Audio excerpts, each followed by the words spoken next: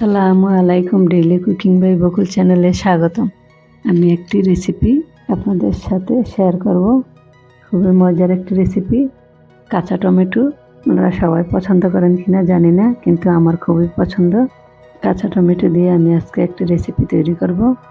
কাঁচা টমেটোটা ছোট মাছের সাথে ভর্তা, শুটকি, ভাজি সব কিছুর সাথেই দারুণ মানায়, খেতেও ভালো লাগে।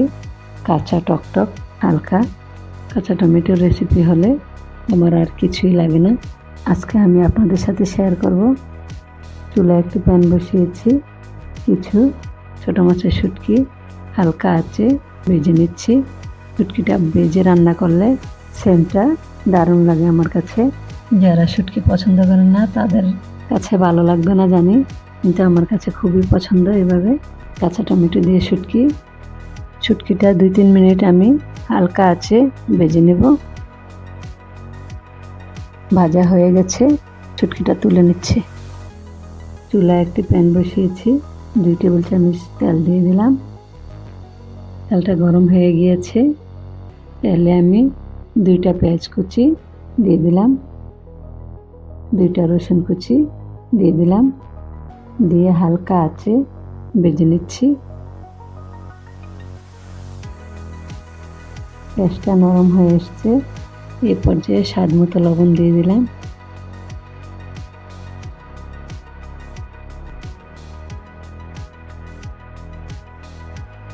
পেঁয়াজটা নরম হয়ে আসছে, এখন আমি দিয়ে দেব 1/2 চামচ হলুদ,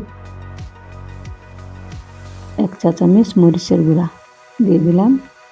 নেড়ে চেড়ে ভেজে নিচ্ছি। সামান্য পানি দিয়ে দিলাম যেন মশলাটা পুড়ে না যায়।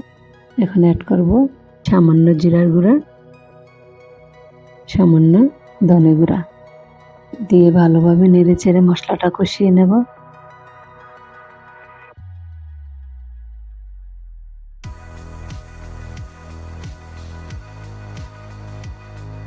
এখানে 1/2 কেজি কাঁচা টমেটো কুচি নিয়েছি, দিয়ে দিলাম।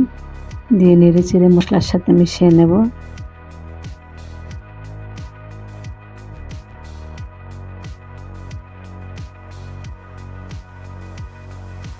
হালকা আঁচে ঢেকে দিয়েছি। সবজির গা থেকে পানিটা ছাড়ার পর আমি মিডিয়াম আঁচে রান্না করব।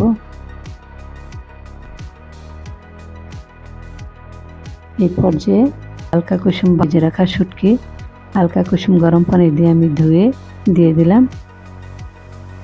শুটকিটা তেলে একটু ভেজে টমেটো দিয়ে ঢেকে দিয়েছি। কিছু কাঁচামরিচ দিয়ে দিলাম, আস্ত রসুন দিয়ে দিলাম 3 কোয়া।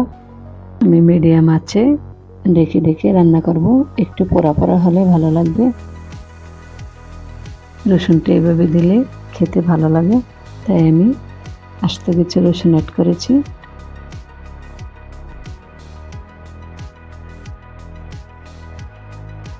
টমেটো সিদ্ধ হয়ে গিয়েছে, আমার রান্নাটা প্রায় শেষ পর্যায়ে। এই পর্যায়ে কিছু ধনেপাতা কুচি দিয়ে দেব।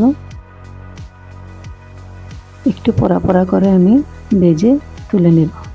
আমি রান্না করার সময় টমেটোতে কোনো পানি দিইনি, টমেটোর গায়ের পানিটাই খুব ভালোভাবে সিদ্ধ হয়ে গেছে।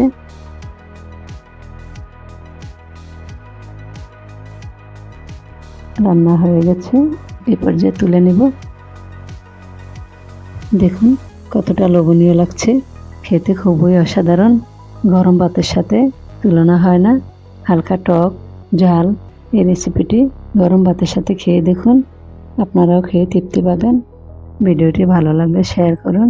যারা আমার চ্যানেলটি সাবস্ক্রাইব, লাইক, কমেন্ট করেছেন তাদের অনেক অনেক ধন্যবাদ।